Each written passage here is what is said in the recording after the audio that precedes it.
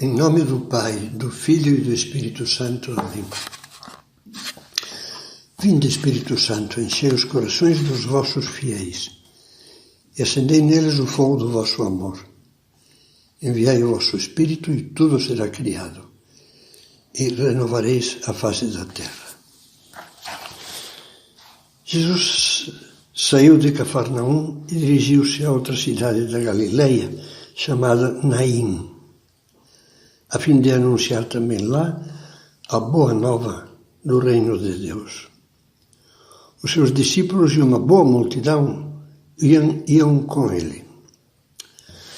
O Evangelho diz: quando chegou à porta da cidade, coincidiu que levavam um morto para enterrar, um filho único, cuja mãe era viúva. Ao vê-lo, o Senhor encheu-se de compaixão por ela e disse: não chores. Aproximando-se, tocou no caixão e os que o carregavam pararam. Tratava-se de um encontro casual, inesperado. Ninguém pediu nada a Jesus, mas ele compreendeu a dor da mãe, aquele sofrimento que a deixava com o olhar perdido, alheia a tudo. Jesus ficou tomado de ternura e seus olhos brilharam, umedecidos pelas lágrimas. Como nos comove ver o coração de Cristo tão profundamente humano, perfeito Deus e perfeito homem. Sente-se vontade de dizer com São José Maria: obrigado, meu Jesus, porque quiseste fazer-te perfeito homem, com um coração amante e amabilíssimo, que ama até a morte e sofre, que se enche de gozo e de dor, que se entusiasma com os caminhos dos homens e nos mostra aquele que conduz ao céu.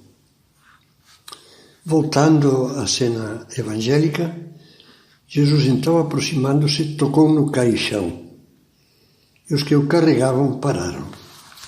Ele ordenou: jovem, eu te digo, levanta-te. O que estava morto sentou-se e começou a falar. E Jesus o entregou à sua mãe.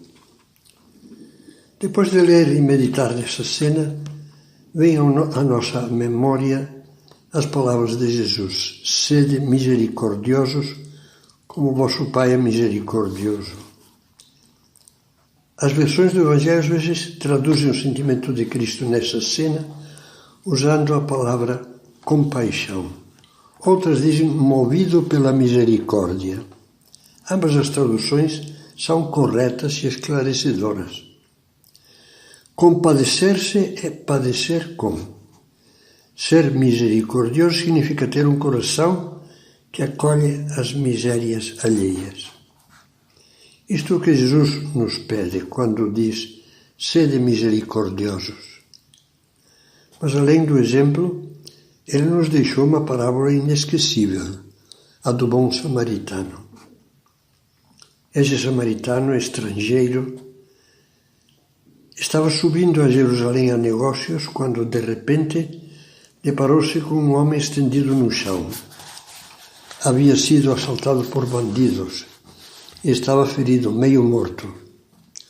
O bom samaritano para e, movido de compaixão, como diz o Evangelho de São Lucas, faz lá mesmo um curativo, derramando vinho e óleo sobre as feridas. Carrega o ferido na sua montaria e o leva a uma estalagem próxima. Lá deixa dinheiro para que tratem em tudo dele e promete passar na volta para dar mais ajuda se for necessário. Jesus, dirigindo-se ao seu ouvinte, conclui: vai e faze tu o mesmo. Como em todas as meditações anteriores, vamos imaginar que agora ele olha e se dirige a nós. Que nos pede: vai e faze tu o mesmo. Comentando esta parábola, o Papa Bento XVI escrevia na sua encíclica sobre a caridade: o programa do cristão, o programa do bom samaritano, o programa de Jesus é um coração que vê. Esse coração vê onde há necessidade de amor e atua em consequência. O comentário do Papa fica mais claro se lemos no mesmo texto essas outras palavras. A caridade é, em primeiro lugar, simplesmente a resposta àquilo que, numa determinada situação, constitui a necessidade imediata. Você já reparou que ninguém solicitou cuidados ao samaritano? Ele deu espontaneamente a resposta imediata à necessidade imediata. Essa necessidade foi para ele a voz de Deus. Será que temos um coração que vê?